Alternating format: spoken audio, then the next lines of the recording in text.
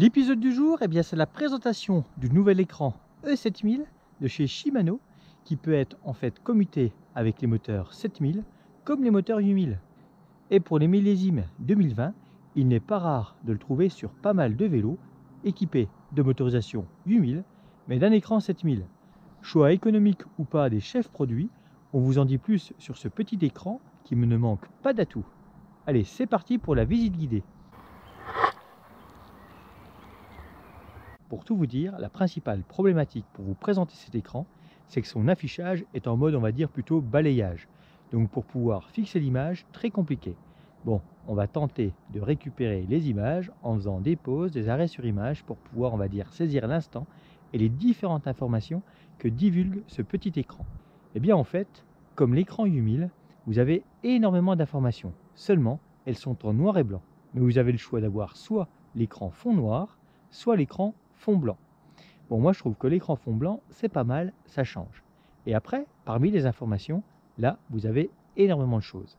Bien sûr, la vitesse instantanée, le nombre de kilomètres parcourus lors d'une sortie, l'autonomie restante selon le mode choisi, le mode utilisé ou le mode assistance à pied, et bien sûr, la cadence, chère à Shimano, en plus de l'heure, en fait toutes les fonctions d'un compteur classique. Sans oublier le temps de roulage et également la vitesse moyenne lors de la sortie.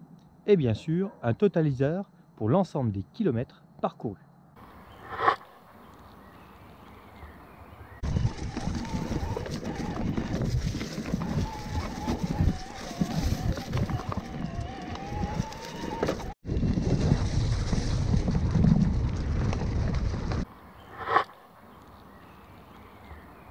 Tout à l'heure, je disais que ce petit écran manquait pas d'atouts. En effet, à l'allumage, il émet automatiquement en Bluetooth. Du coup, vous avez la possibilité de connecter un smartphone ou alors un Garmin haut de gamme, dernier cri, style 1030 ou encore un compteur Sigma GPS pour avoir un maximum d'informations reléguées sur l'écran de celui-ci.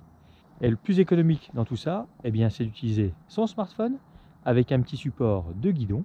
Car déjà, un smartphone, on a tous un, et pour une vingtaine d'euros, vous trouvez des petits supports avec coque étanche, et là, vous avez un maximum d'informations en très très grand que vous pouvez directement fixer sur le guidon.